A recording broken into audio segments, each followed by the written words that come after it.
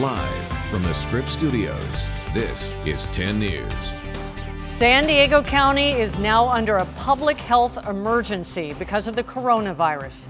The county made that announcement this afternoon. Here are the latest updates on the coronavirus. UC San Diego Health Center is treating 2 patients with coronavirus. One is doing well, the other is in fair condition.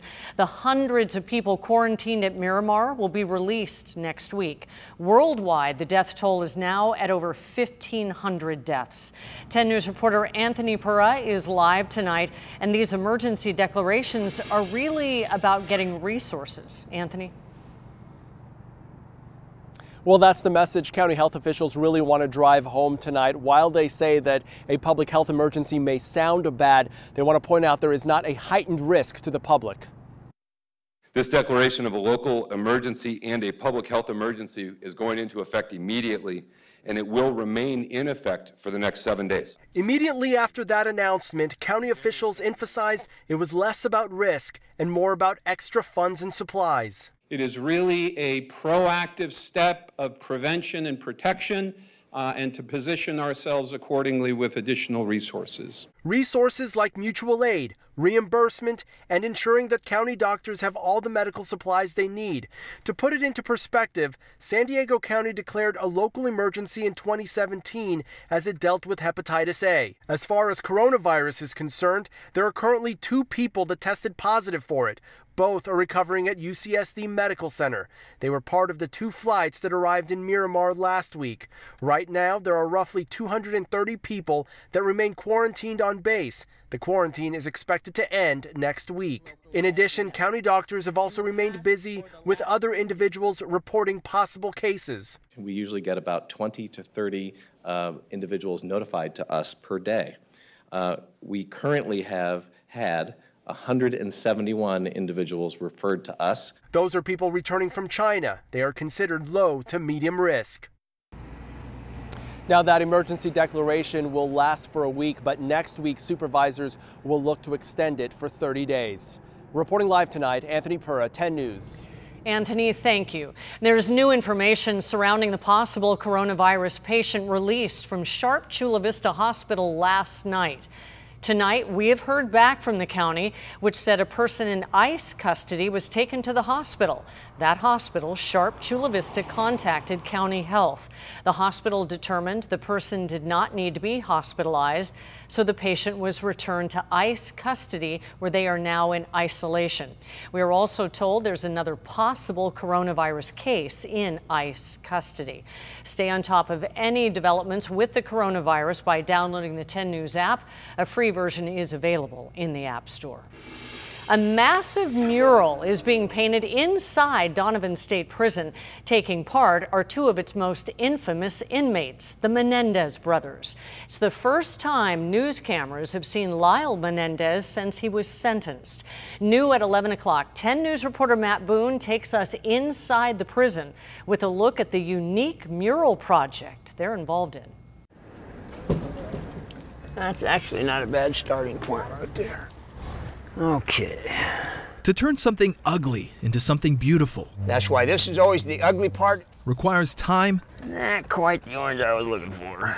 And a vision. I just do my thing. I know what it's going to look like when it's done. Robert Beckett says he's got a lot of both. I'm painting from what I remember, more than anything, more than a picture. Part of the vision came from Brahman Kiri, who runs spiritual outreach programs at the prison. I would come every week and it was just like grey, and I was like, how are we going to access our heart when there's no colour on the yard?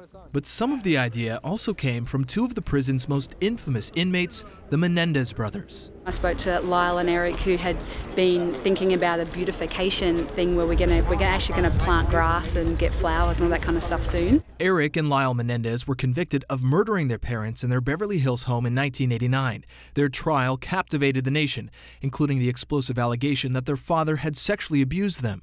After spending 20 years apart in separate locations, they were reunited in 2018 at Donovan State Prison.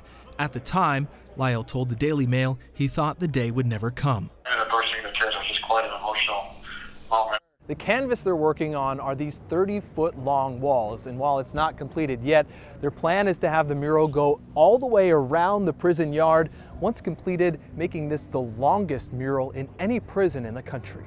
Eric and Lyle declined to be interviewed on camera while we were inside, but Lyle happily posed in front of the mural with his painting group. Despite having exhausted all of their appeals to get out, they have become involved with the rehabilitation of other inmates. Michael Robinson has been behind bars for nearly 30 years, but says Eric approached him about becoming involved in the mural project. He helped me in a lot of ways, man. Mentally, helped me ground myself. Painting, he says, helped that process. I've been in prison for 27 years, and everything has been hard, concrete, and I just wanted to soften the place up a little bit. This doesn't exist in the whole prison, just in the area known as Echo Yard, where Lyle and Eric are housed. There are inmates of all levels here, allowed in only if they can coexist peacefully. It offers yoga, meditation, movie screenings, and even puppies, who are in training to be guide dogs. The Menendez brothers say they've become involved in trying to help others get out and make it more livable in the meantime. Most recently, organizing a fundraising campaign to put grass in the yard. There's got to be consequences, but there's also got to be the love. But the idea that prison is punishment still isn't lost on the inmates here. I was a little apprehensive at first, having been in prison for some time. Unfortunately, it builds a little skepticism. Jonathan Marvin says with his prior experience in prison, he never expected he'd get the chance to paint in prison as a form of rehabilitation. But to have something like this, take place is pretty mind-blowing. And it seems to be working. I do it for therapy. It keeps me grounded. It keeps me humble. It's giving me a peace of mind. Ruben Rodillo has been in for 25 years and is finally getting out at the end of the month. For people who think they have it good painting and watching movies in prison, he argues it's helped him make a dramatic transformation before getting out. Don't be afraid of me. I'm going to be a good neighbor, and thanks to these projects like this, it helps absolutely. And while the Menendez brothers have no real chance of life outside these walls, projects like this are helping change how prisoners actually better themselves, for those serving life and for those who may get a second chance. In Donovan State Prison, Matt Boone, 10 News. And Matt is joining us in studio tonight on this. Have the Menendez brothers interviewed at all since they were sentenced? Well, they have talked to people on the phone, as you heard in the story, but as far as I know, they haven't given any news crews permission to actually film them while in prison. So we did get that look, at least for Lyle, who signed the release form, to be on camera. Eric did not. Yeah. I spoke to them off camera, though. Surprising to many people, I'm sure, that there's a painting project inside a prison. You mentioned yoga and other things as well, but it's kind of shocking. Well, it's not in the whole prison. It's really just in this one yard. It's called Echo Yard, as explained in the story, and the people inside, the inmates, have exhibited good behavior, and they really only get 2 warnings before they're kicked out of that unit and sent back into the rest of the prison, which doesn't have all these types of programs. Of course, the goal is to help rehabilitate and help some people with even long sentences get out of there with a little bit of hope.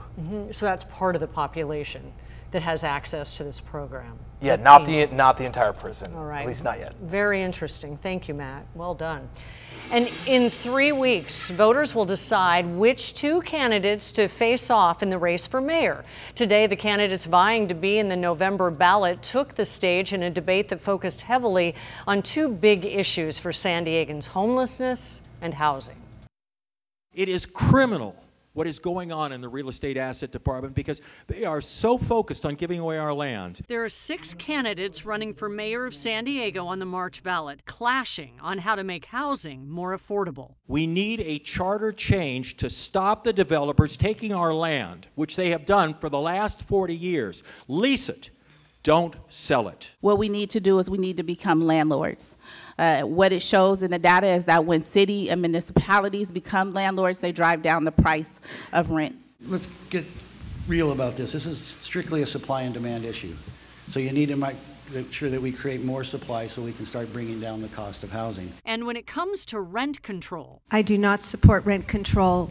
As a businesswoman, I know it simply doesn't work. It doesn't create one new unit of housing. I do not support it. A rent cap, I think, is a reasonable alternative to address escalating costs. Now, absolutely not. Rent control has been a dismal failure everywhere it's been tried. Just increase the supply and bring down the cost. Yeah, I want to drop rent control to 2% with owners' subsidies. And on the other big issue of homelessness, the candidates were asked what the role of police should be. Well, law enforcement right now is being burdened by Faulkner and by this city. We are not addressing the homeless issue in this city of San Diego. Police should not be used to incarcerate people into a jail that has the highest rate of in-custody death. The cops, the police department, that's not their role to patrol the homeless population. We need health providers. We need the community faith leaders to come. We need compassionate care. I think we're using police officers to address these individuals is not a good use of police time, given we have a shortage of police officers. We need more trained social workers on the street. my observation is that we need to have far more social workers out in the community, field workers who go out and talk with the individuals. According to our Scientific 10 News Union Tribune poll, not much has changed in the race for mayor. 29% of likely voters still back Assemblymember Todd Gloria, with City Council members Scott Sherman and Barbara Bree the only other candidates to break double digits. 32% of the voters are still undecided. Your voice, your vote. 6 candidates took to the stage today to vie for East County's 50th congressional seat. All eyes were on Democrat Amar Campa-Najjar and Republicans Carl DeMaio and Darrell Issa. The 3 are polling at the top, with 2 spots up for grabs in the March primary. The candidates are looking to replace former Congressman Duncan Hunter. In recent weeks, Issa and DeMaio have exchanged television ads. But this afternoon, it was Campa-Najjar who went after the Republicans. If you want to work on it, run for governor, man. Half of this room does not understand why you're running for Congress. All your proposals are about California. The 2 highest vote getters in the primary will move on to the November election.